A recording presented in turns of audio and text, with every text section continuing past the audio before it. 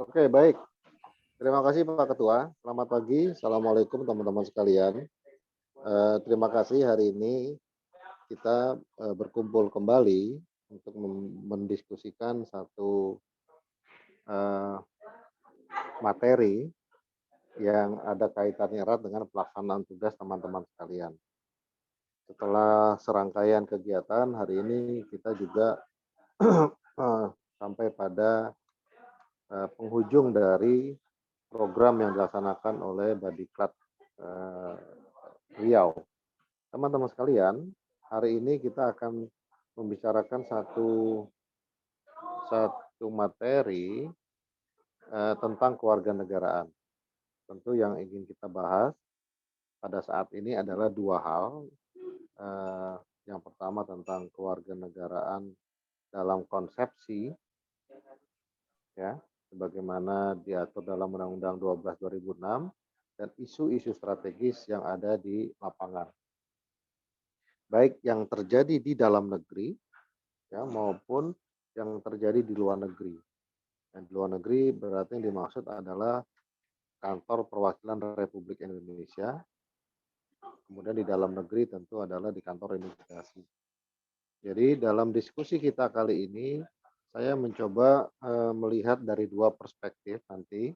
Dari perspektif Direktorat Jenderal AHU sebagai lembaga yang diberikan kewenangan untuk melaksanakan fungsi tersebut dan Direktorat Jenderal Imigrasi yang juga ya diberikan kewenangan yang tidak sedikit untuk terlibat dalam penanganan kewarganegaraan sebagaimana diatur dalam Undang-Undang 12 2006.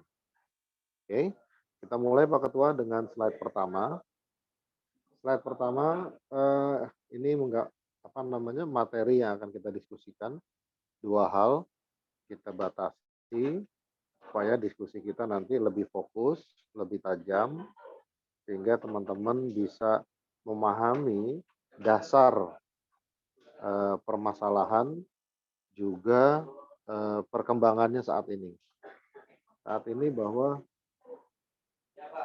masalah kewarganegaraan perlu perlu dipahami dari hal yang paling basic dulu. Jadi konsepsinya harus dipahami bersama sehingga teman-teman nanti pada saat memahami apa yang terjadi di lapangan mengerti kenapa itu terjadi. Ya. Yang pertama, ya kita mulai dengan slide berikutnya Pak Ketua, slide nomor 3. Dalam slide nomor 3, kita harus pahami dulu Undang-Undang 12 2006. Itu mohon maaf koreksi itu 2006 itu bukan 2002. Oke. Jadi konsepsinya apa sih tinggal lahirnya undang-undang tersebut sesuai dengan tata undang-undang pembentukan peraturan perundang-undangan ya disebutkan bahwa setiap undang-undang itu harus ya di awalnya itu harus memuat landasan filosofinya, yuridisnya dan sosiologis. Oke. Landasan ini penting dan sudah menjadi ketentuan baku agar dalam implementasinya, baik masyarakat yang diatur maupun pemerintah yang melaksanakan pengaturan sama-sama memahami dan mengerti masing-masing hak dan kewajiban serta tujuan dari pengaturan tersebut. Ya, dulu ketiadaan landasan ini menyebabkan terjadinya penyalahgunaan dari birokrat. Ya, para birokrat ketika itu dengan kesewenang-wenangannya bisa menafsirkan peraturan perundang-undangan suka-suka sendiri. Karena memang ketika itu peraturan perundang-undangan belum secara baku diatur formatnya, landasan azas-azasnya dan seterusnya sampai kemudian ada undang-undang yang mengaturnya. Nah, ini juga perlu dipahami oleh teman-teman. Ketika teman-teman karena sudah tempat di mana teman-teman bekerja itu adalah lingkupnya adalah pemerintah, maka dalam pelaksanaannya harus mengerti peraturan perundang-undangan yang akan digunakan sebagai kewenangan dalam melaksanakan kewajibannya. Oke. Yang pertama, secara filosofis bahwa undang-undang sebelumnya, undang-undang sebelumnya itu Undang-Undang 6258 itu secara muatan materi sudah tidak sesuai lagi dengan Pancasila. Kenapa? Karena sesungguhnya Undang-Undang 6258 dulu dasar pembentukannya adalah Undang-Undang Nomor 3 1946. Oke, dasar pembentukannya itu. Yang mana undang-undang tersebut disusun atas dasar Undang-Undang Dasar sementara. Oke, sementara itu peraturan yang ada tersebut secara muatan materi itu masih mengadop nuansa-nuansa kolonial, ya. Karena undang-undang sebelumnya nomor 346 tentang warga negara dan penduduk itu merupakan adaptasi atau mengambil peraturan perundang-undangan dari negeri Belanda. Oke, sehingga di dalamnya jauh dari nuansa kemerdekaan. Oke, kemerdekaan itu artinya maka azas-azas atau nilai-nilai yang ada dalam Pancasila sebagai dasar negara itu tidak tercermin di dalam Undang-Undang Nomor 3 Tahun 46 tentang warga negara dan penduduk negara. Baru kemudian setelah merdeka masalah kewarganegaraan dan kependudukan dipisah, ya. Masalah kewarganegaraan dan kependudukan dipisah. Pemisahan ini berdasarkan politik hukum di Indonesia karena sudah merdeka, kita berhak untuk menentukan, ya, pemisahan atau penggabungan tadi. Oke.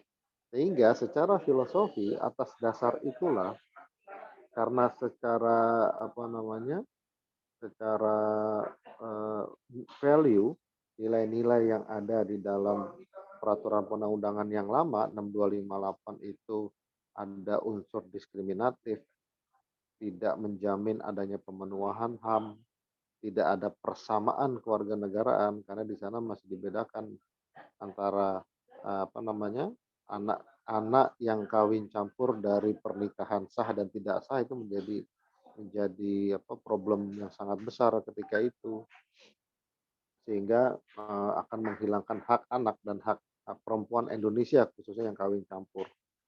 Kemudian hal tersebut berdampak pada tidak adanya perlindungan terhadap perempuan-perempuan Indonesia yang kawin campur maupun anak-anak yang kawin hasil dari kawin campur. Oke, secara filosofi itu yang menjadi persoalan.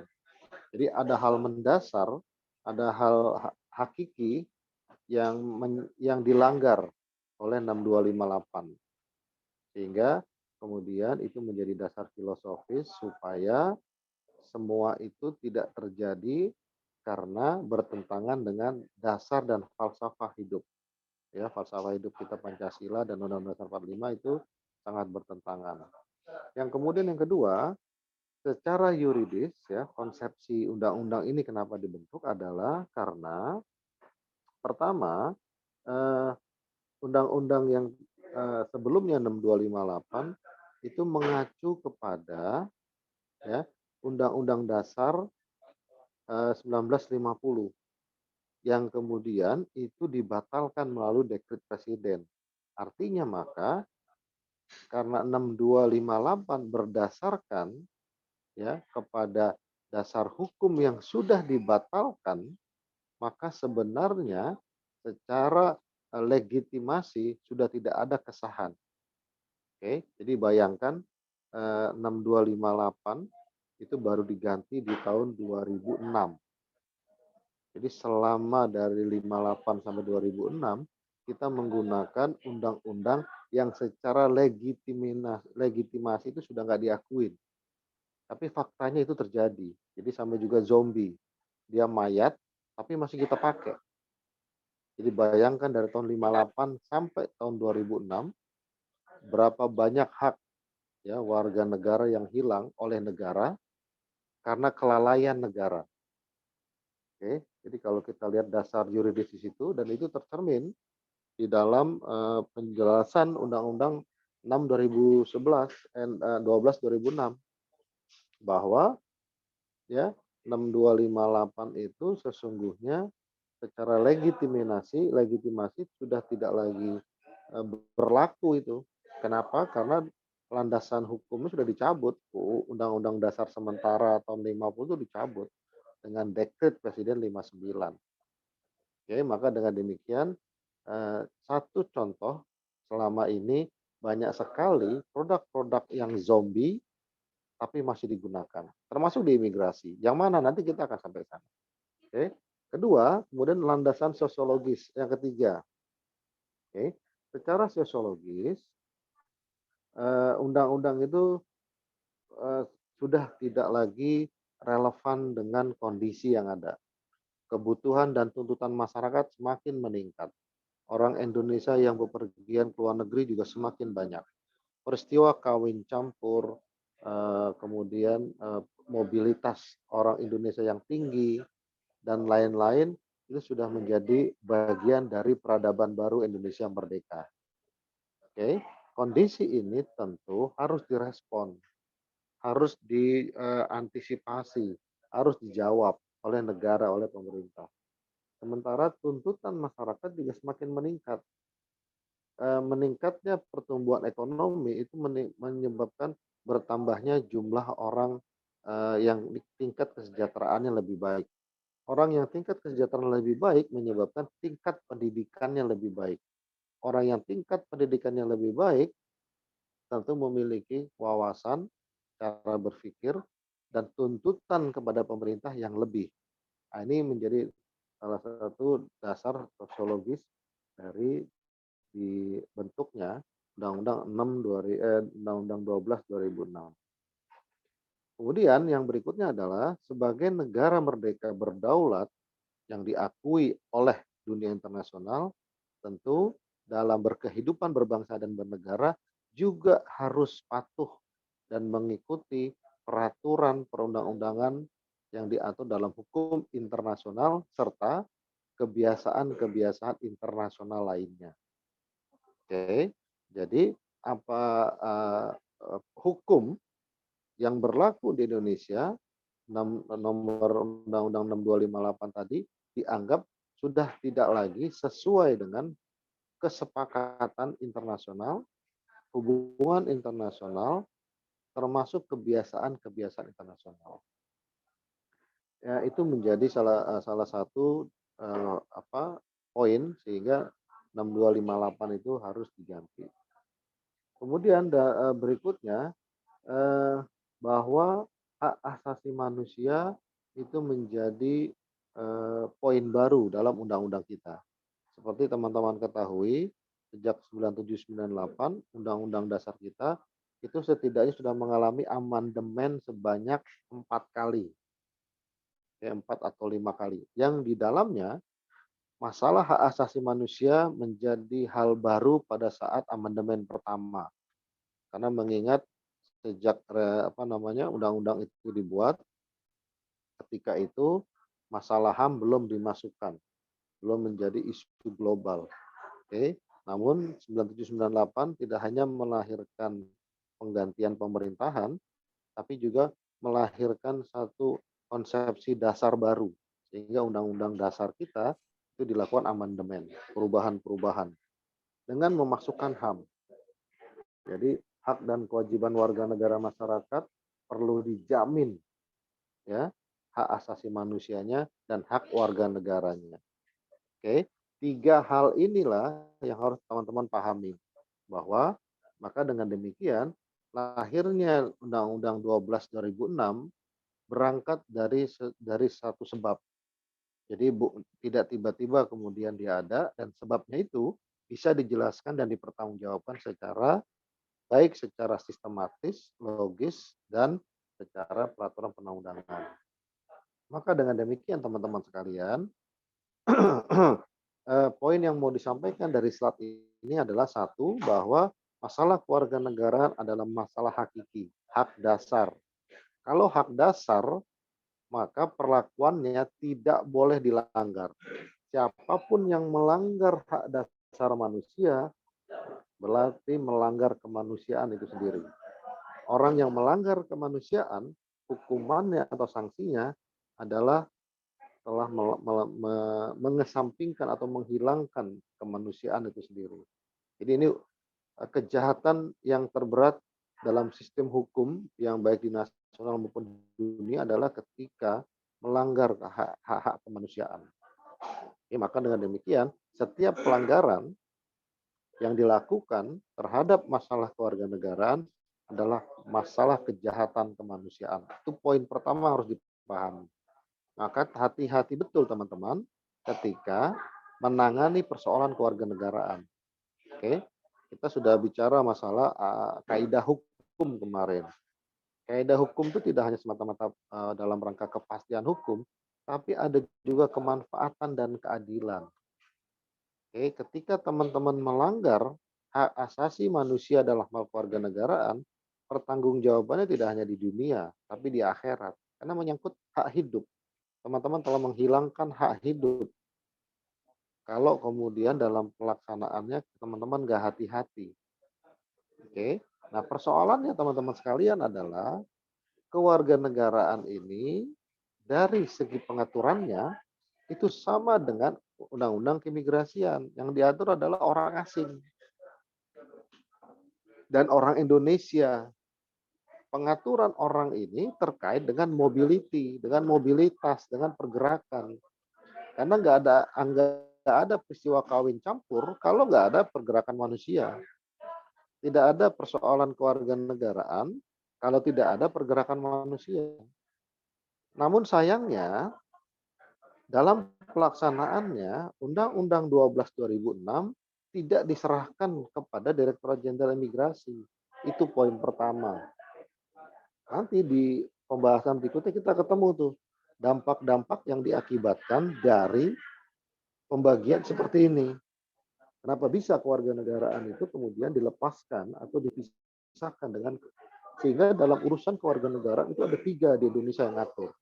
Masalah kependudukan. 1 Kementerian Dalam Negeri terkait dengan kependudukan, Direktorat Jenderal AHU terkait dengan kewarganegaraan, dan imigrasi terkait dengan mobilitasnya. Jadi dipecah-pecah nih, dipisah-pisah.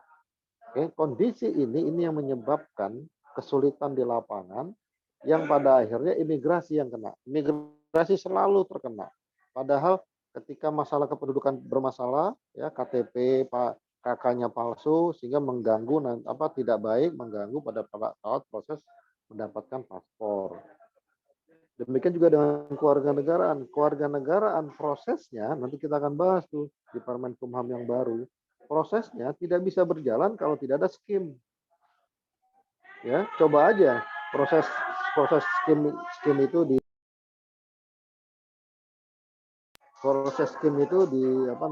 dilakukan.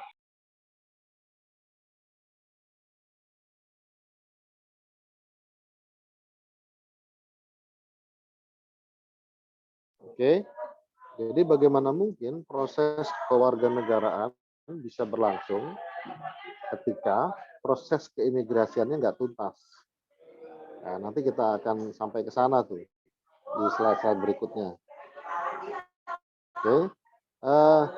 Selanjutnya, slide berikutnya, Pak Ketua.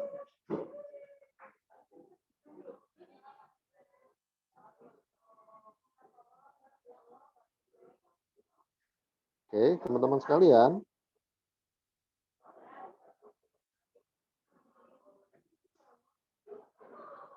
Dalam slide berikutnya, kita akan bicara tindak lanjut dari konsepsi yang kita bicarakan di awal tadi. Oke. Kita semua paham bahwa landasan sosiologis, filosofis, dan berpikir seperti tadi. Dan itu menjadi landasan berpikir. Oke. Jangan sampai teman-teman meletakkan landasan berpikirnya keliru.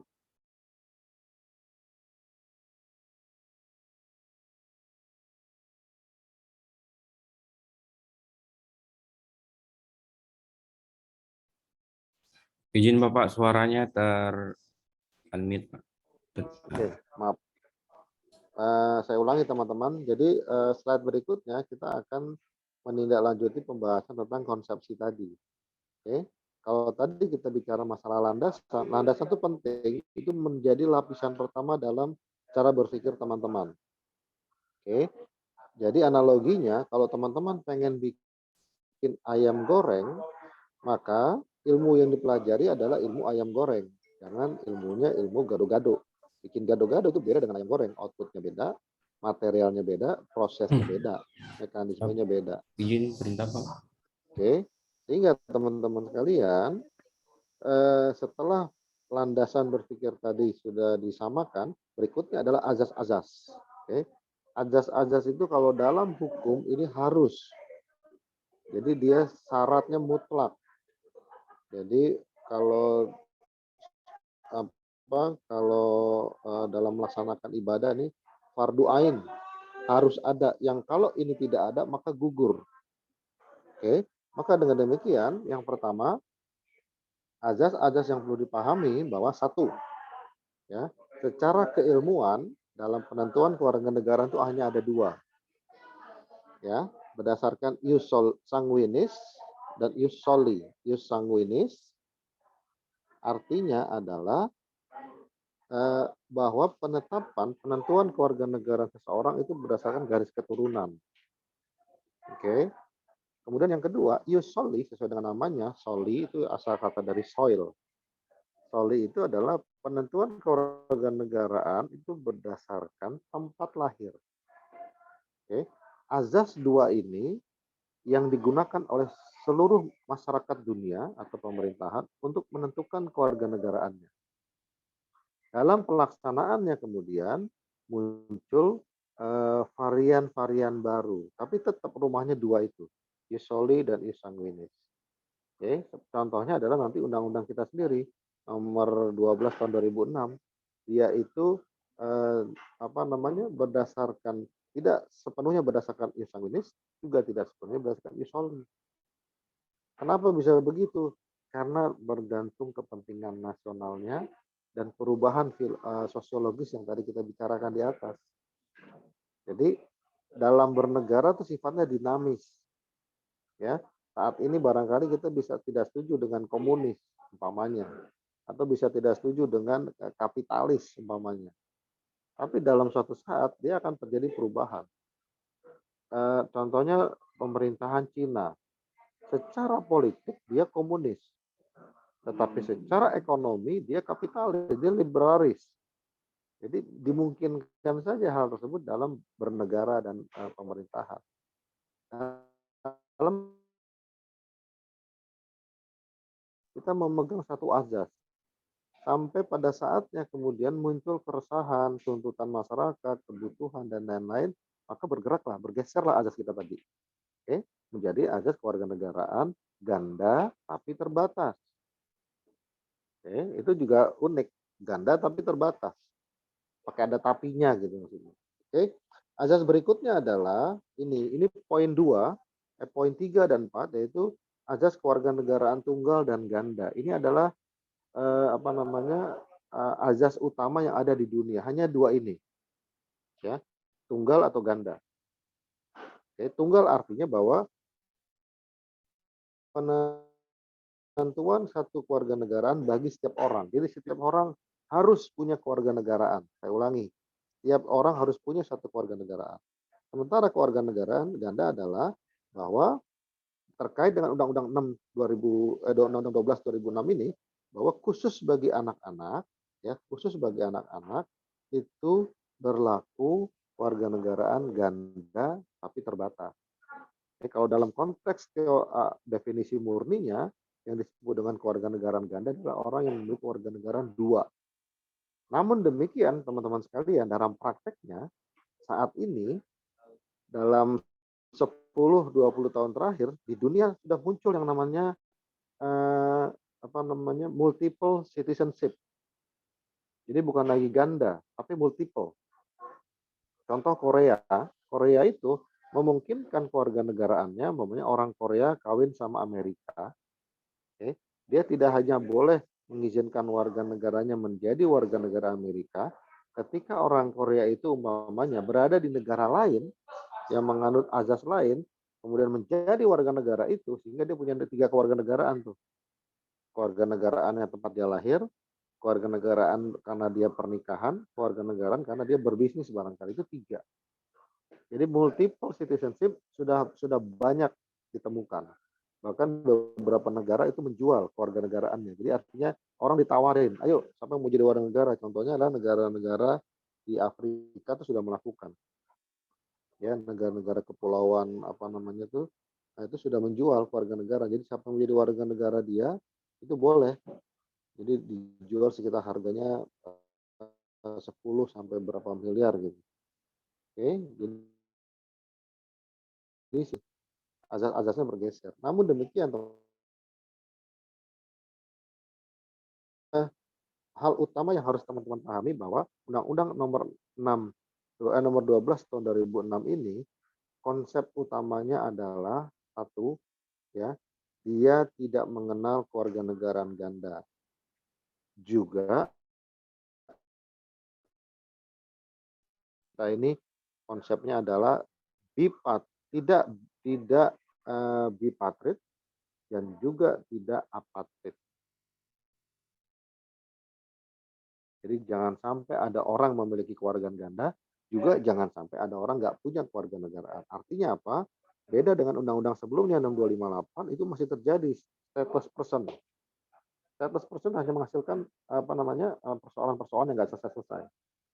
Adanya Undang-Undang nomor 12 tahun 2006 itu secara otomatis telah menghilangkan sekian juta orang stateless person. Contoh, ya bagi teman-teman yang pernah tinggal ke Miangas Marore, ya di Miangas Marore itu ada kawin campur, ada pergerakan manusia dari Filipina Selatan ke wilayah Sulawesi Utara. Miangas Marore itu diduhuni oleh orang Sangir.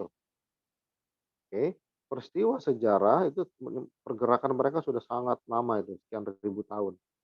Yang terjadi akibat perlintasan yang tidak legal, muncul orang-orang yang tinggal dan menetap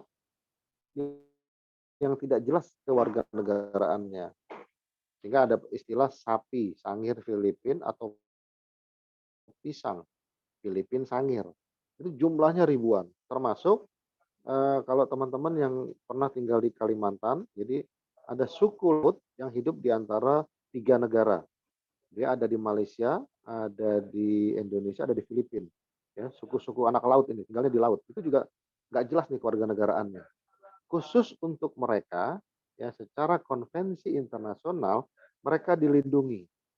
Artinya dilindungi adalah mereka tidak bisa dipaksakan untuk memilih kewarganegaraan, tapi negara tempat mereka disinggahi itu wajib memberikan perlindungan seperti sebagaimana melindungi kepada warga negaranya. Jadi contoh, di musim-musim tertentu dia akan tinggal di Indonesia. Oke, suku-suku Bajau, ya, suku Bajau laut. Itu tinggal di Indonesia. Nanti di musim-musim tertentu dia bergeser, pindah ke Sabah, pindah ke Sandakan, pindah ke Sampurna Malaysia. Nanti di musim-musim tertentu dia pindah ke Palawan, pindah ke Mindanao. Oke, nah ini contoh-contoh konkret sehingga itu sebabnya maka Undang-Undang 12 2006 ini lahir untuk mengantisipasi hal-hal tersebut. Karena ada peristiwa kemanusiaan di situ. Dan dalam peristiwa kemanusiaan tidak boleh mengenal ras. Itu nanti ada azas berikutnya. Oke, maka teman-teman sekalian, poin yang ingin disampaikan dari azas 1, 2, 3, 4 adalah bahwa secara azas undang-undang ini jangan sampai mengakibatkan lahirnya kewarganegaraan ganda ataupun ada orang yang tidak memiliki kewarganegaraan. Bahkan saking ekstrimnya kalau ada anak lahir di Indonesia, nggak jelas bapak ibunya, umpamanya ya, mukanya bule di Indonesia. Nggak ada urusan, pokoknya di Indonesia. Sampai kemudian nanti ada proses hukum lain. Tapi dalam konteks pemberian perlindungan HAM dia Indonesia. Ada TKI menikah di luar negeri, ya tidak sah, kemudian pulang bawa anaknya itu Indonesia. Selesai, nggak ada urusan, nggak boleh dipertanyakan. Itu undang-undang yang mengatur. Azas ini yang menentukan. Oke, contohnya itu mamanya. Kemudian yang kelima, ada kepentingan nasional. Azas kepentingan nasional artinya tetap nasional interest menjadi nomor 1. Ya, dalam rangka apa? Dalam rangka mempertahankan kedaulatan negara, kesatuan, dan sesuai dengan cita-cita. Artinya apa? Kalau ada masalah kewarganegaraan, ya, menyangkut warga negara kita, hukum-hukum kita, maka kedaulatan kita nggak bisa ditawar-tawar. Ya, ini yang berlaku hukum kita, umpamanya begitu. Oke. Yang berikutnya adalah azas eh, perlindungan maksimum.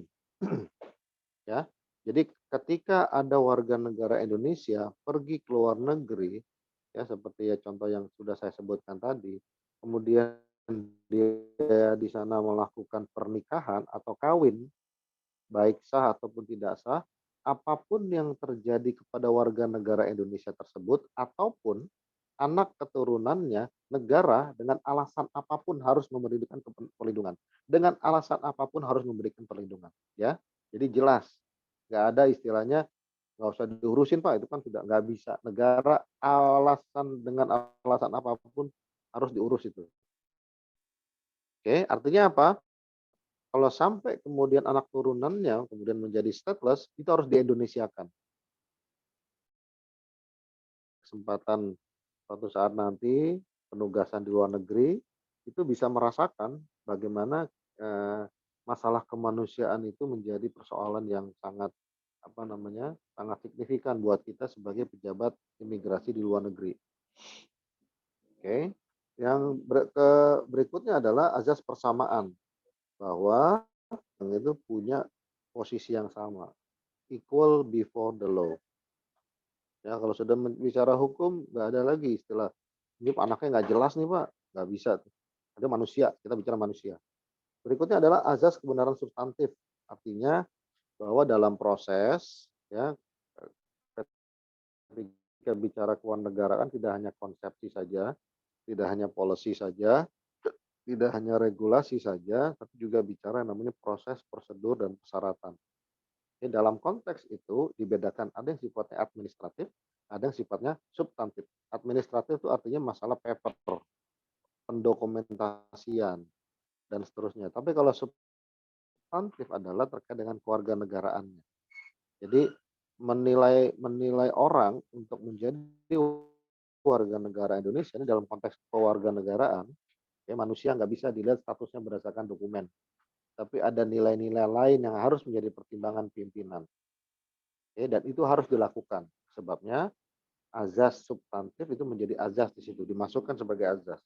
Sehingga nggak bisa karena persyaratannya kurang maka dia tidak bisa memiliki kewarganegaraan. Nggak boleh tuh.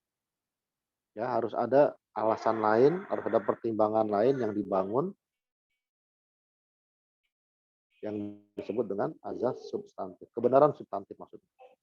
Yang berikutnya adalah non diskriminatif. Artinya adalah siapapun dia, anak keturunan manusia manapun dia punya hak yang sama. Ya, diperlakukan yang sama, dalam pelayanan yang sama. Ya, nggak bisa kemudian dia dibeda-bedakan. Berikutnya adalah azas pengakuan dan penghormatan. Ya, pengakuan dan penghormatan terhadap HAM, poinnya adalah bahwa terkait dengan hak asasi manusia, ya, setiap orang negara wajib menjamin, melindungi dan memuliakan HAM. Ya, wajib melindungi, menjamin dan memuliakan HAM. Jelas itu. Dan itu tertera dalam konvensi DUHAM tentang Declaration of Human Rights yang sudah kita ratifikasi. Bahkan undang-undang kita menyebutkan di awal itu HAM itu juga menjadi poin. Azas berikutnya adalah keterbukaan bahwa dalam proses ini, ya dalam proses yang terkait dengan kewarganegaraan dan kewarganegaraan harus transparan. Ya, enggak seperti zaman dulu, teman-teman sekalian, sekedar mengingatkan di kewarganegaraan Indonesia. Ya, saudara-saudara kita keturunan Cina dulu yang karena keputusan politik ya dari pemerintah Cina menyebabkan mereka harus menentukan kewarganegaraannya. Kemudian secara politik Soekarno menetapkan proses yang namanya pemberian surat bukti kewarganegaraan. Ini peristiwa HAM pelanggaran berat pertama yang dilakukan Indonesia. Karena manusia dibedakan berdasarkan surat bukti kewarganegaraan. Dan SBKRI ketika itu teman-teman sekalian, itu diperjualbelikan termasuk oleh orang-orang imigrasi. Bayangkan, orang sudah dalam kesulitan harus memilih hak-haknya untuk bernegara, tapi masih diduitin sama orang imigrasi. Kan nilainya nggak karu-karuan gitu. Nilainya nggak terbatas. Jadi kejahatan kemanusiaan sudah sering kita lakukan. Ya, tidak hanya di masalah keimigrasian, tapi juga masalah kewarganegaraan. Bayangkan imigrasi ketika itu tega untuk memisahkan suami dengan istri, anak dengan orang tua, ya hanya karena masalah SBKRI. Bahkan saking bodohnya, dulu kita ada atlet bulu tangkis namanya Susi Susanti. Oke, beliau jelas keturunan Tionghoa, juara All England berkali-kali, juara dunia. Ketika bikin paspor ya di Sukabumi, ditanyakan SBKRI-nya. Coba bodoh betul orang imigrasi itu. Karena azasnya nggak dipegang sama dia, konsepnya nggak dipegang. Habislah sudah sama Pak Menteri kan, sama Pak Presiden waktu itu. Nah itulah teman-teman, ketidakmampuan kita meletakkan konsep berpikir, nanti tindakan bodoh yang kita lahirkan. Oke, kalau cuma bodoh buat diri sendiri nggak apa-apa. Tapi kalau bodoh itu kemudian mengakibatkan pelanggaran pidana kemanusiaan, itu kan tanggung jawabnya kayak apa itu? Oke, itu yang terjadi atas asas keterbukaan. Kemudian asas terakhir adalah asas publisitas. Artinya apa? Maka peristiwa kewarganegaraan dan pewarganegaraan harus dipublikasikan, harus humasnya jalan, harus disampaikan. Oh si fulan kehilangan kewarganegaraan, oh si fulan mendapatkan kewarganegaraan, itu harus diumumkan. Itu yang dimaksud dengan asas publisitas. Oke, slide berikutnya Mas.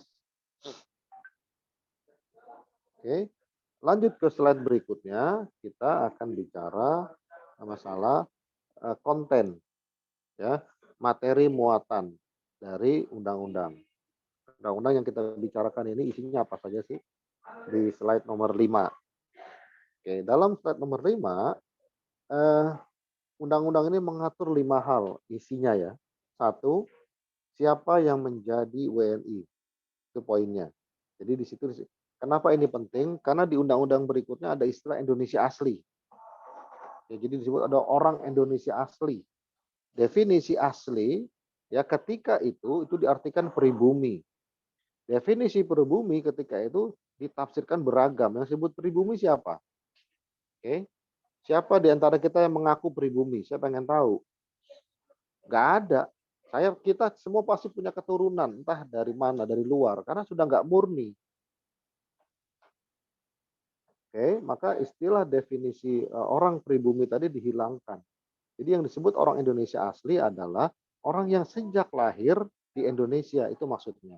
Jadi ditafsirkannya jelas sekarang.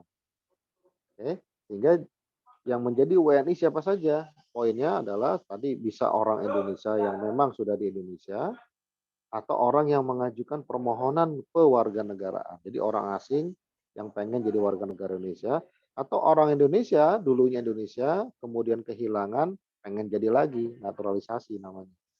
Oke, jadi disebutkan secara jelas. Intinya adalah sudah menghilangkan poin yang namanya orang pribumi. Nah, ini adalah statement bahaya yang dulu warisan dari Orde Lama. Jadi kita dipecah belah kita nih.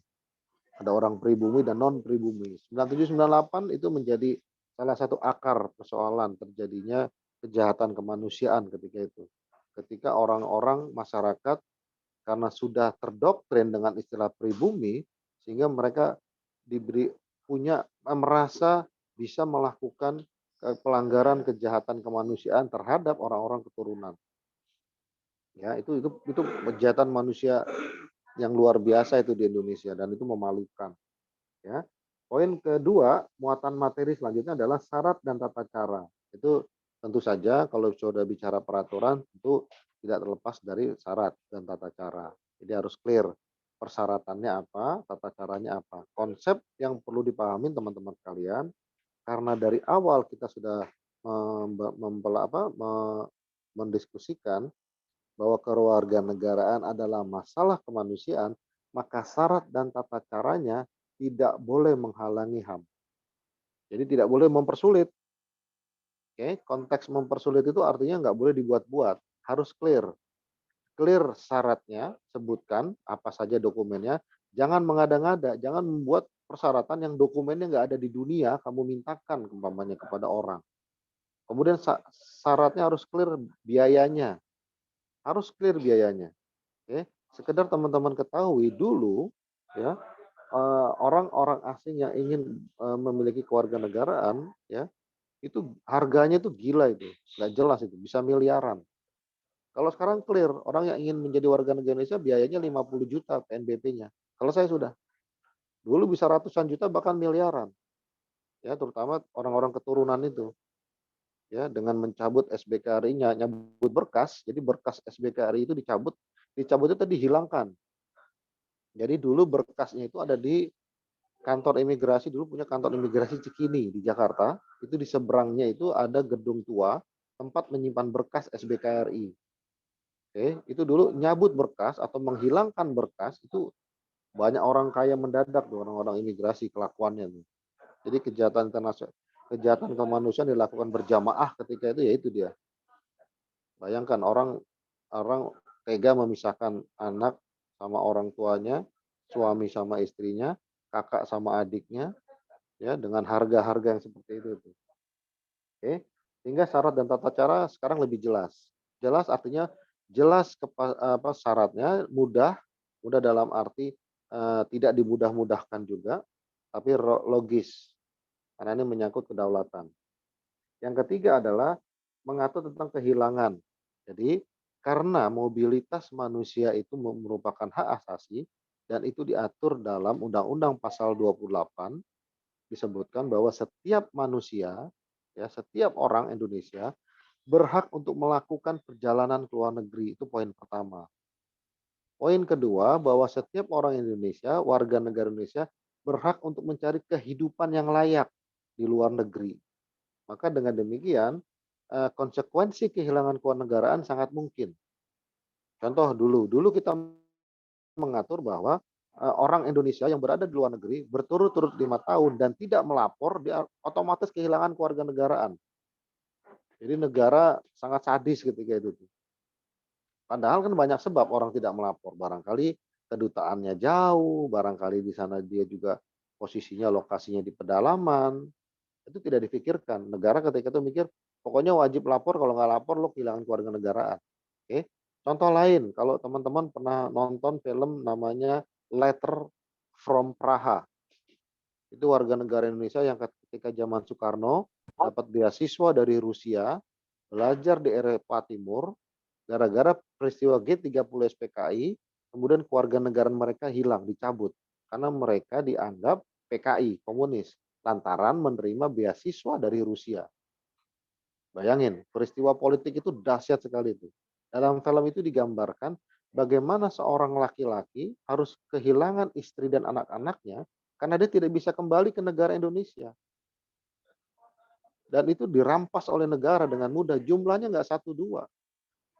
Kemudian di Maluku juga banyak orang-orang mantan RMS. Kemudian banyak lagi orang-orang kita yang keturunan 97, 98 itu masih banyak. Banyak yang melarikan diri dan nggak bisa kembali. Jadi banyak peristiwa kemanusiaan yang terjadi. Itu kehilangan kewarganegaraan akhirnya diatur dan dimudahkan. Artinya tidak hanya persyaratan administratif, tapi juga ada proses substantif yang menjadi dasar pertimbangan supaya presiden nanti bisa memutuskan. Ingat, yang memutuskan presiden ya, yang punya hak hanya presiden. Sehingga Kementerian Hukum dan HAM hanya memproses dan memberikan pertimbangan-pertimbangan. Oke. Dan poin berikutnya adalah syarat dan tata cara memperoleh kewarganegaraan, memperoleh kembali kewarganegaraan. Oke. Ini yang saya sampaikan tadi. Jadi karena banyak orang Indonesia dulu yang karena peristiwa politik, sejarah, sehingga harus terpisah dari keluarganya, tidak bisa kembali ke kampung halamannya, kemudian harus kehilangan harta benda dan bahkan anak istrinya, itu diatur kembali. Boleh pulang. Oke. Kami dulu pernah menangani beberapa, sampai sekarang itu masih, teman-teman saudara-saudara kita yang terjebak di Belanda, nggak bisa kembali, sekarang umurnya sekitar 90 tahunan lah. Oke, 90 tahunan pengen pulang dan berkat Presiden Gus Dur ya, peraturan yang melarang orang-orang yang dianggap sebagai lawan politik negara itu dicabut. Jadi luar biasa Pak Abdurrahman Wahid itu. Ya, dia hanya sebentar jadi presiden, tapi yang dia lakukan sudah melebihi peristiwa kemanusiaan. Jadi orang-orang itu boleh pulang. Apa sih yang ditakutin dari orang 90 tahun kan kira-kira gitulah sederhananya. Dan mereka hanya ingin mati saja. Karena mereka dulu terjebak oleh peristiwa politik. Sehingga mereka tidak bisa pulang kembali ke keluarganya, ngumpul sama leluhurnya. Oke, itu poin 4 yang diatur. Poin 5 adalah tentang ketentuan pidana. Oke, ini menarik karena ada sanksi di situ yang diatur. Nah, sanksi itu dimaksudkan satu kepada kita pejabat imigrasi, pejabat siapapun yang menangani masalah itu. Yang kedua kepada orang asing tersebut dan yang ketiga kepada badan hukum yang menyelenggarakan layanan tersebut. Oke, hanya saja persoalannya seperti disampaikan oleh Profesor Edi Wamen kita bahwa dalam banyak peraturan termasuk Undang-Undang Nomor 12 2006 sanksinya ini diskriminatif. Padahal azas dalam hukum pidana nggak boleh diskriminatif. Diskriminatifnya di mana? Di situ disebutkan kalau yang melanggar itu pejabat imigrasi atau pejabat negara, sanksinya sanksinya hanya kurungan badan. Oke. Sementara kalau orang lain yang melakukan pelanggaran, maksudnya orang asing ataupun badan hukum lainnya, sanksinya dua, hukum badan dan uang. Jadi nggak boleh. Ini sudah melanggar hak asasi manusia nih. Dan di undang-undang imigrasi banyak. Sehingga Prof. Edi ya sangat merekomendasikan untuk dilakukan revisi segera amandemen kalau perlu ganti. Jadi dalam konteks hukum pidana dan penentuan sanksi itu nggak boleh diskriminatif. Malah seharusnya kalau itu dilakukan oleh pejabat negara harus double-double. Kayak kasus Sambo. Sambo, komandan provos melakukan tindak pidana kejahatan, itu kejahatan harus lebih berkali-kali daripada manusia lain yang bukan atau tidak diberikan kewenangan sebagai provos.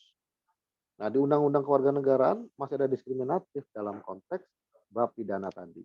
Oke. Eh, Pengaturan mengenai anak yang lahir di luar perkawinan yang sah semata-mata hanya untuk memberikan perlindungan terhadap anak tentang status kewarganegaraan. Oke. Jadi teman-teman sekalian, dalam hidup ini banyak juga peristiwa-peristiwa hidup yang tidak diinginkan. Peristiwa peristiwa perkawinan di luar nikah, peristiwa apa namanya mohon maaf pemerkosaan. Anak yang lahir dari peristiwa itu kan nggak salah anaknya, ya kan? Anaknya nggak salah. Yang salah kan orang tuanya, yang melakukan kegiatan kan orang tuanya.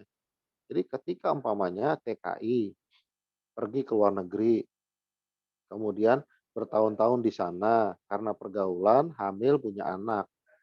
Kemudian anaknya dilarang masuk kan nggak fair. Kemanusiaannya nggak ada.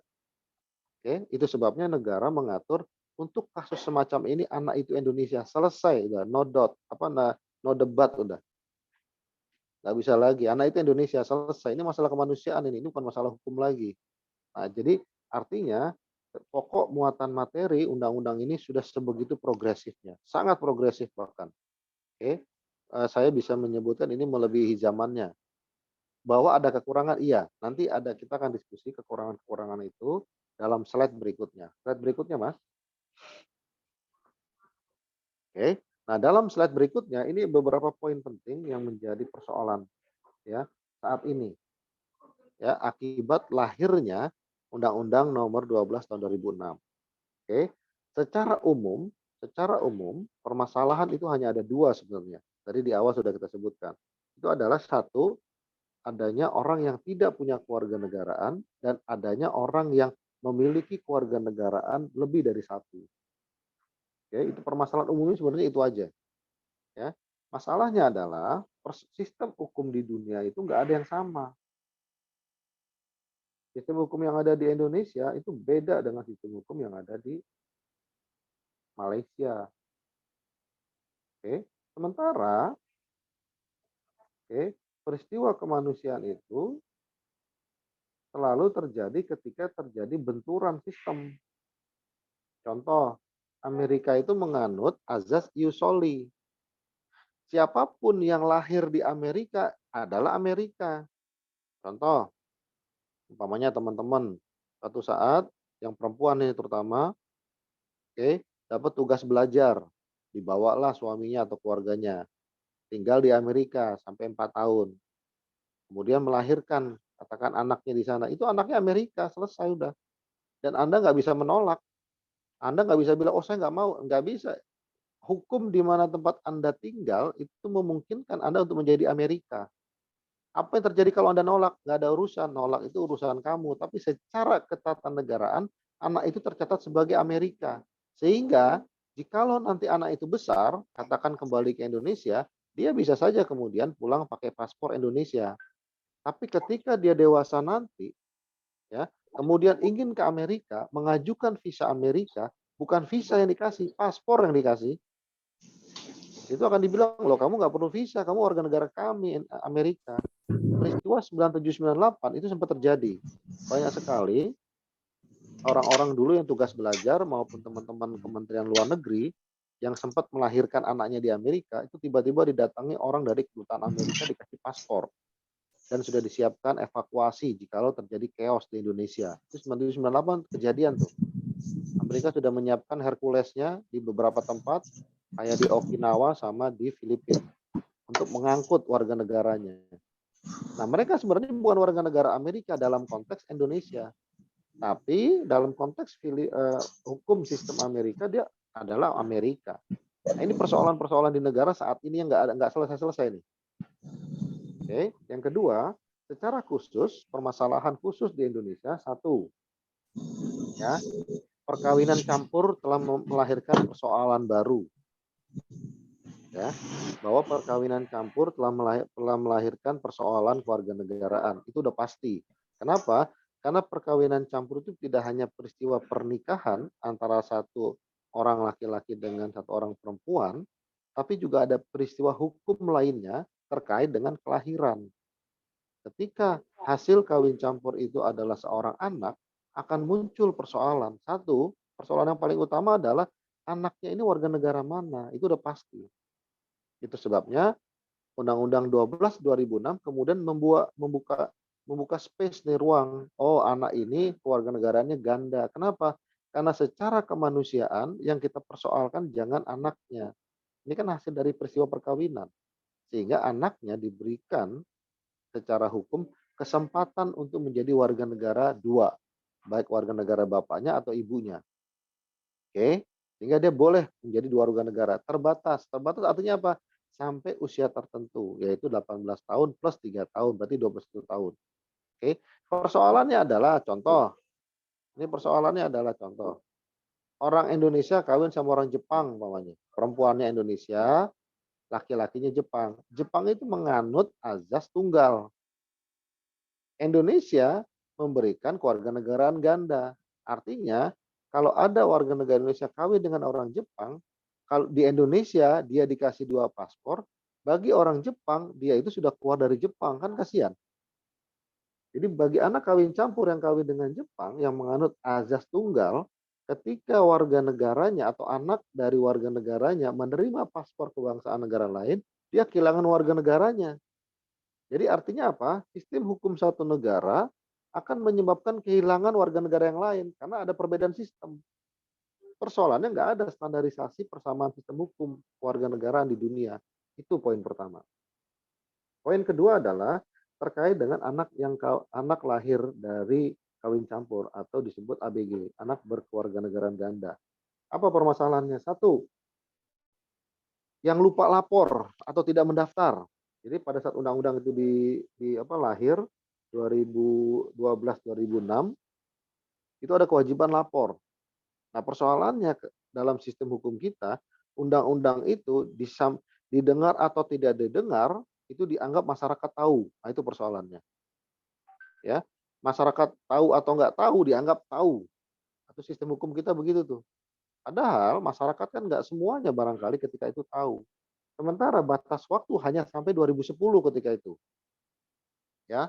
Dari 2006 dikasih waktu cuma 4 tahun. Dan itu bagi seluruh anak kawin campur yang ada di Indonesia maupun di seluruh dunia. Coba bayangin. Sebegitunya ininya, apa namanya, waktunya ketat. Sehingga banyak kemudian yang tidak melapor, tidak tahu, atau sengaja tidak melapor. Kenapa? Karena kalau dia melapor, satu umpamanya nih, ada warga Indonesia perempuan kawin dengan laki-laki Amerika, punya anak.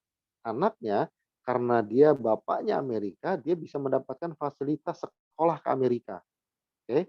Masa gara-gara lahir Undang-Undang Nomor 12 2006 suruh sekolah ke Impres ke Indonesia, masuk sekolah negeri, kan rugi.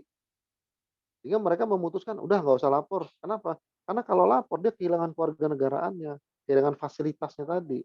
Mendingan biar tetap di Amerika aja. Itu banyak sebab sehingga tadi tidak hanya syarat administrasi, juga ada syarat substansi yang harus dipenuhi. Oke. Yang berikutnya adalah eh, tadi lahir di luar wilayah Indonesia menganut isoli yang Amerika tadi, yang tadi saya contohkan. Itu kan persoalan dan itu melekat seumur hidup. Di Amerika ya, yang bisa melepaskan kewarganegaraan hanya Supreme Court. Jadi Mahkamah Agung. Ingat kasus Wakil Menteri Perdagangan waktu zaman Pak Jokowi periode pertama. Ya, dia orang Indonesia, orang Padang, sekolah di Amerika yang karena keterampilannya, keahliannya, dia diberikan kewarganegaraan oleh Amerika. Oke. Yang kemudian karena dia warga negara Indonesia, Pak Jokowi merasa perlu dia dipanggil dia ke Indonesia. Karena taunya Indonesia, ternyata sudah punya paspor Amerika. Jadi persoalan, nggak boleh menterinya berarti kan warga negara asing tuh. Nah, terjadilah upaya politik, Pak Jokowi langsung nego ke presiden sama Supreme Court agar segera diputuskan. Kalau normal itu tidak hanya biayanya mahal, waktunya lama. Karena melepaskan keluarga negara seseorang itu masalah HAM dan Amerika sangat menjunjung tinggi HAM. Contoh Pak Habibie. Seberapa banyak teman-teman yang tahu kalau Pak Habibie itu sebenarnya juga keluarga negaraannya tidak hanya Indonesia. Dalam film Ainun Habibie itu juga disebutkan, Pak Habibie itu ketika dia dulu sakit hati karena konsepnya tidak diterima oleh Soekarno, dia memutuskan untuk menerima kewarganegaraan Jermannya. Oke, itu juga peristiwa besar itu Pak Harto melakukan upaya supaya Pak Habibie Indonesianya tetap ada. Padahal ketika itu yang berlaku 6258 loh. Oke, yang 5 tahun berturut-turut nggak melapor atau mendapatkan paspor asing atau bekerja di perusahaan negara pemerintah Jerman hilang kewarganegaraannya. Nah itu juga salah satu problem saat ini. Yang ketiga, terlambat atau tidak memiliki kewarganegaraan. Ini problem teman-teman sekalian. Undang-undang kita mengasumsikan anak umur 21 tahun sudah bisa menetapkan kewarganegaraan. Masuk akal nggak? Mungkin nggak anak umur 21 tahun ya harus memilih ikut kewarganegaraan bapak atau ibunya. Padahal umur 21 tahun itu masih masa-masa kuliah itu. Yang secara mental, fisik barangkali besar, tapi secara mental dia belum bisa menentukan sikap hukum. Ini masalah hukum loh. Karena ketika dia bilang iya atau tidak itu menentukan posisi dia. Kalau dia bilang iya, maka dia terpisah dari bapaknya.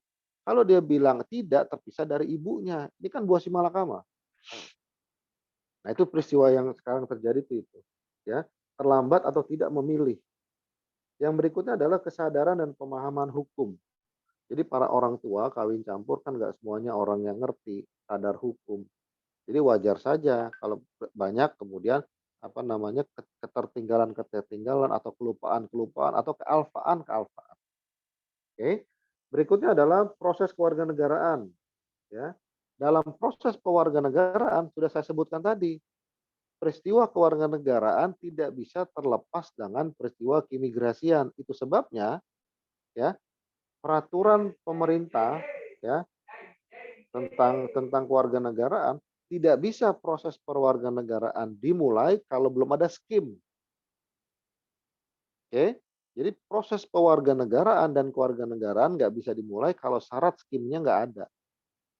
Maka pertanyaannya kenapa dipisah kewarganegaraan? Sehingga ada ketersediaan data dan dokumen. Jadi kalau ditanya sekarang berapa orang asing yang sudah mendapatkan atau orang Indonesia kehilangan kewarganegaraan, itu datanya tersebar. Ada yang di perwakilan RI luar negeri, ada yang di AHU, ada yang di imigrasi, ada yang di Disdukcapil. Nggak jelas datanya nih.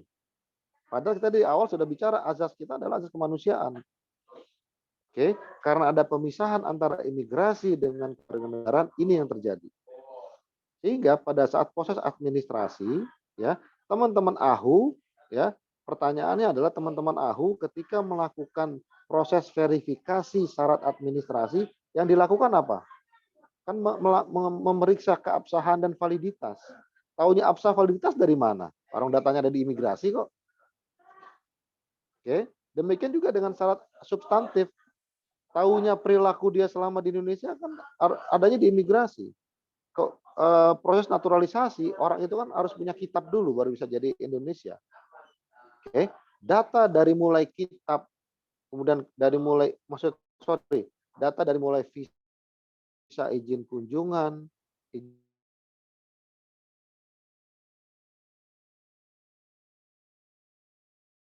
izin tinggal, kan pertanyaannya itu. Ya, itu contoh persoalan yang ada di lapangan. Kemudian yang kedua, verifikasi status kewarganegaraan. Oke. Jadi kasusnya persis kayak yang anak lahir di Amerika tadi. Kita bisa saja kemudian ya meminta, kan salah satu syarat orang untuk menjadi kewarganegaraan adalah adanya surat keterangan dari perwakilannya bahwa yang menyatakan dia itu bukan warga negara tersebut. Padahal di Amerika yang bisa mengeluarkan surat itu hanya Supreme Court, bukan kedutaan. Kedutaan nggak punya kewenangan. Oke, Supreme Court itu keputusan yang diminta. Kemudian syarat dan ketentuan, ya sekarang sudah agak lebih baik karena sudah menggunakan sistem pemerintahan berbasis elektronik, sehingga para orang asing atau warga negara ex Indonesia yang mau jadi warga negara Indonesia bisa menggunakan aplikasi, bisa menggunakan internet, website, dan seterusnya. Oke. Yang terakhir adalah komunikasi dan publikasi publik yang kurang. Oke, tadi sehingga banyak orang yang tidak tahu, tidak mengerti, belum tahu, dan segala macam. Tanggung jawab siapa sih sebenarnya untuk mengumumkan ini, itu juga jadi persoalan saat ini. Nah, teman-teman sekalian, itu sekedar pengantar diskusi kita hari ini untuk menggambarkan masalah konsepsi, sehingga teman-teman harus menanamkan konsep itu betul, sehingga dalam bertindak nanti, ya, itu sudah tidak lagi menyalahi azas-azas maupun kaidah-kaidah yang diatur. Ingat, ini masalah hak asasi manusia. Perlakuannya beda dengan paspor. Paspor itu bukan masalah HAM. Oke, paspor itu hak hukum. Artinya, kalau persyaratan hukumnya terpenuhi baru boleh dikasih. Tapi kalau kewarganegaraan itu hak asasi manusia, hak hakiki, nggak bisa ditunda, nggak bisa dihilangkan. Saya rasa demikian, saya kembalikan kepada Pak Ketua. Silakan, Pak. Siap, Bapak. Terima kasih atas materinya.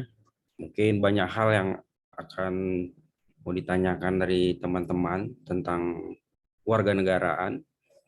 Mungkin terkhusus juga buat teman-teman yang di status, yang banyak menemui masalah-masalah ataupun problem yang dapat ditanyakan langsung dalam waktu 15 menit ke depan. Silakan teman-teman.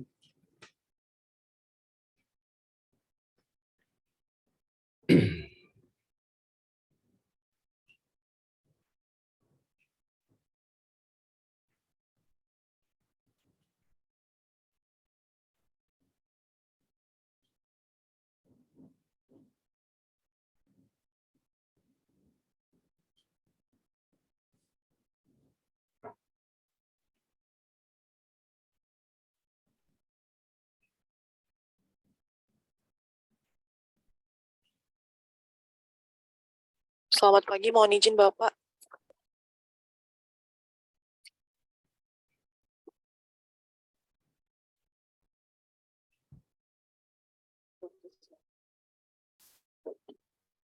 Ya, saya mau bertanya.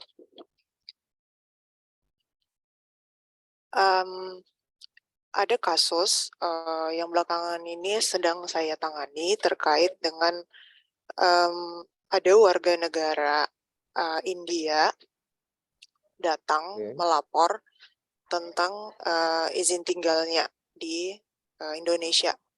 Jadi Oke. dia bawa 2 orang anak. Anaknya ini warga negara India.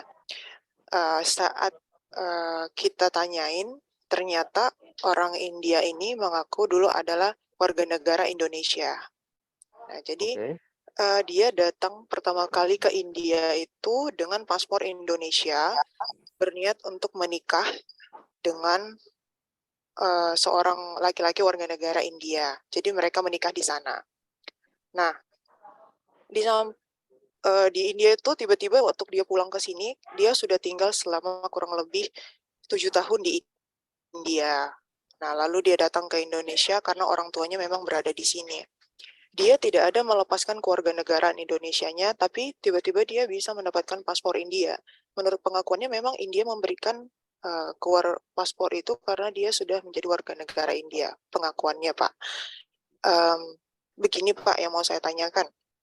Apakah ketika seseorang hanya masih 5 tahun di luar negeri, terkhusus India, bisa otomatis menjadi warga negara itu dan otomatis tidak menjadi warga negara Indonesia? Karena dia mengaku sendiri, dia tidak melepaskan kewarganegaraan Indonesianya. Mohon izin Bapak. Terima kasih. Ya, baik. Ini bagus sekali kasusnya. Ya. Pembahasannya kompleks, tapi akan saya buat sederhana. Jadi intinya adalah bahwa yang bersangkutan dulu orang Indonesia, itu poin pertama. Oke, maka dengan demikian harus buktikan dulu bahwa dia itu Indonesia. Katakan umpamanya dia bisa menunjukkan paspor. Oke, kalau kemudian paspor bisa ditunjukkan, tugas kita berikutnya adalah memverifikasi apakah paspor tersebut benar pernah diterbitkan. Oke, poin pertama itu.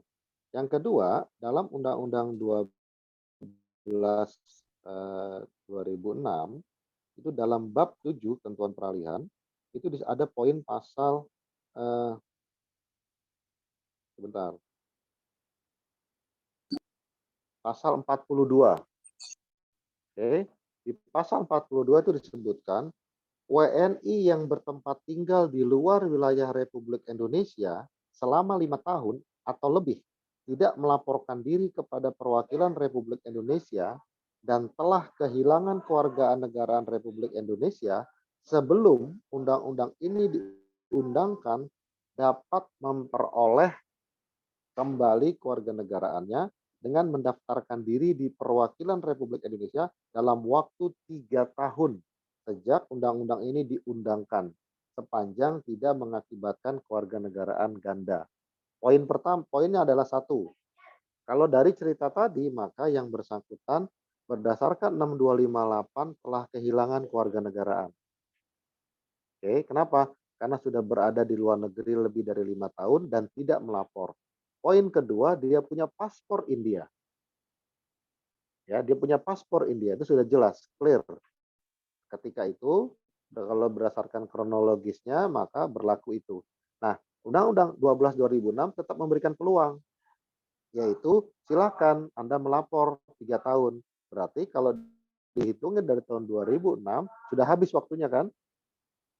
Nah, dengan demikian maka saat ini secara hukum, nanti kalau kamu mau bikin analisanya atau kajiannya, pakai pasal 42, kemudian rekomendasinya adalah 1, yang bersangkutan jelas sudah orang asing.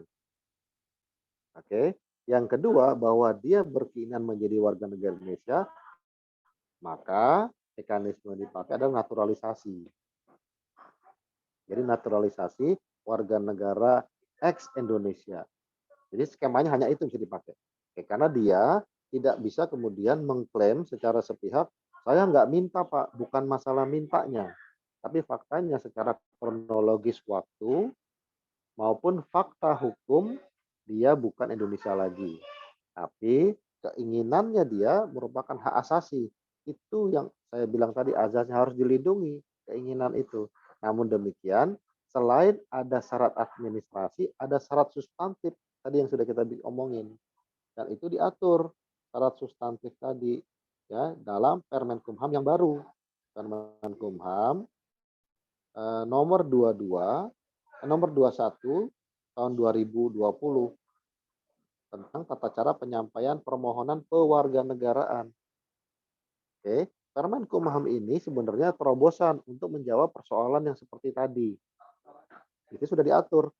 Bagi yang kasusnya seperti itu, sudah ada caranya. Dan di sini sudah banyak kemudahan sebenarnya yang bisa diatur. Namun demikian, yang perlu dipahami teman-teman, Kementerian Hukum dan HAM atau Menteri Hukum dan HAM hanya membuat rekomendasi. Jadi menerima permohonan, outputnya rekomendasi. Penetapan dia menjadi WNI boleh atau tidaknya adalah di Presiden. Dan Presiden ketika memutuskan itu adalah hak hak absolutnya beliau. Jadi kita tidak bisa kemudian memastikan, menjamin bahwa kalau persyaratan sudah dipenuhi, uang sudah dibayar, PNBP-nya, prosesnya sedang berjalan, pasti jadi. Belum tentu. Jadi poinnya itu dulu. Oke, maka dengan demikian Mbak, tadi coba pakai pasal 42 tadi, kemudian berdasarkan pasal ini nanti uraiannya satu dilihat dari perspektif kronologis kejadian, kejadiannya, kemudian fakta hukumnya apa? Satu, dia sudah punya paspor India, itu fakta hukum. Oke, sudah nggak bisa sehingga penjelasan kita kepada beliau adalah seperti itu. Namun demikian, terkait dengan upayanya, keinginannya, kebutuhannya untuk menjadi warga negara Indonesia, itu tetap harus kita fasilitasi. Dasarnya adalah Permenkumham nomor 21 tahun 2020 ya, dan Permenkumham 22 untuk anaknya nih tahun 2012. Oke, jadi untuk bapaknya pakai Permenkumham 21, anaknya pakai Permenkumham 22. Oke. Nah, teman-teman sekalian, ini salah satu contoh konkret di Medan ya. Sebelum Republik ini berdiri, sudah terjadi akulturasi antara masyarakat Medan dengan pendatang. Ada etnis Tionghoa, India, Pakistan, bahkan Eropa. Nah, hal-hal seperti ini menjadi identik dari mitigasi risiko yang harus teman-teman pahami. Sehingga teman-teman yang umpamanya dulunya tugas di Jakarta umpamanya, ketika pindah ke Medan dia harus paham situasi kondisi Medan dalam konteks sejarah. Jangan coba-coba teman-teman kemudian menghalangi atau mempersulit. Saya ingatkan tadi, ini peristiwa kemanusiaan. Sudah jelas azas, prinsip, kaidah, dan sanksinya. Ya, ini bukan masalah penundaan pemberian paspor, enggak. Ini masalah hak asasi manusia. Tadi apalagi dia sudah punya 2 anak. Oke, jangan sampai teman-teman menghilangkan hak anak, hak bapak, apalagi memisahkan. Ya, yang pasti dia punya kerabat di sini di Medan kan, punya keluarga itu. Nah, jangan sampai hak itu dihilangkan. Namun demikian, sampaikan juga kepada beliau bahwa selain ada proses administrasi dan persyaratan administrasi, ada juga proses substantif yang itu kewenangannya nggak di kita. Kita kemudian hanya membuat skim aja kan, skim dan telahan mengenai status kewarganegaraan berdasarkan kronologis yang tadi sudah Mbak sampaikan dan berdasarkan fakta-fakta hukum yang kita temukan. Saya rasa demikian. Silakan.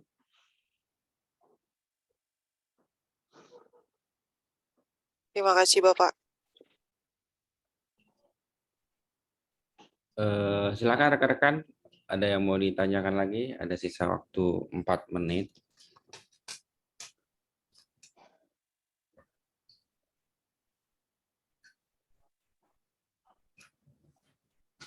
Izin Pak, ada satu lagi yang mau saya tanya terkait dengan status anak yang tidak melapor sebelum Undang-Undang nomor 12 tahun 2006.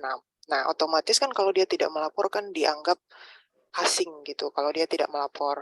Sedangkan banyak orang ataupun yang misalnya nih kawin campur ada anaknya yang statusnya maksudnya dianggap asing begitu kan Pak. Jadi banyak yang tidak tahu informasi ini. Apakah soalnya pernah ada kasus anak ini 1 hari sebelum undang-undang ini disahkan, ditetapkan, jadi dia dianggap asing begitu. Jadi dia akhirnya diputuskan dideportasi gitu, Pak. Maksudnya ini kan karena tadi Bapak bahas tentang kemanusiaan berdasarkan azas HAM seperti itu. Jadi sepertinya berarti banyak gimana ya? Keputusan itu kalau dinilai dari situ berarti agak agak apa ya Pak ya kelihatannya kok langsung dideportasi seperti itu padahal hanya persoalan itu satu. Terus apakah semua orang ataupun semua anak yang lahir di bawah sebelum undang-undang itu ditetapkan akan memang selalu asing? Terus apakah memang keputusannya harus selalu deportasi atau apa Pak? Itu Pak, izin Pak. Baik, ini bagus sekali Mbak. Ini memang kerisauan teman-teman sekalian karena teman-teman harus dihadapkan pilihan antara hukum dan kemanusiaan. Ini kan masalah perasaan ini, oke? Masalah apa namanya empati. Jadi secara fakta hukum hal ini pernah didiskusikan oleh Profesor Jimli Asidikli ya sebagai pakar tata negara, kemudian dengan Pak Dirjen Tata Negara, Direktur Tata Negara dan seterusnya. Poinnya adalah bahwa dalam konteks hukum, ini sudah terjadi. Jadi hukum sudah kadung dibuat nih, dan hukum sudah menyebutkan tadi batasannya. Oke. Namun demikian hukum juga kemudian ngasih solusi. Solusinya adalah naturalisasi. Oke. Persoalannya adalah di bagaimana kemudian regulasi mengenai kewarganegaraan atau peraturan perundang-undangan yang lain yang kemudian berdampak kepada proses keimigrasian. Ketika jadi peristiwa yang Mbak sampaikan tadi ya yang melebihi yang sudah di atas tahun 2006 itu jatuhnya kebijakan. Bahkan dulu Pak Haidir, mantan Dirjen AHU, itu sampai ngomong begini, sudahlah jangan kita bikin susah hidup orang.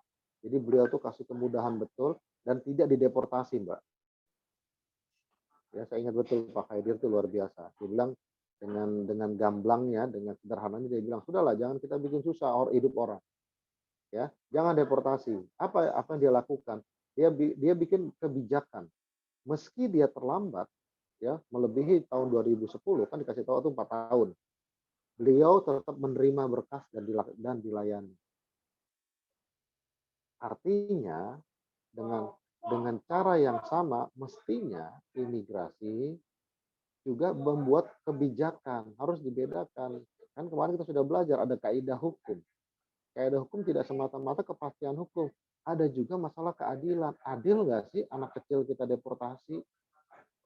Adil nggak sih kita pisahkan? Secara psikologis itu kan mempengaruhi. Nah, artinya teman-teman sekalian, tolong deh kalau nanti teman-teman diberikan kewenangan, ya deportasi itu adalah the last landing resort, keputusan terakhir.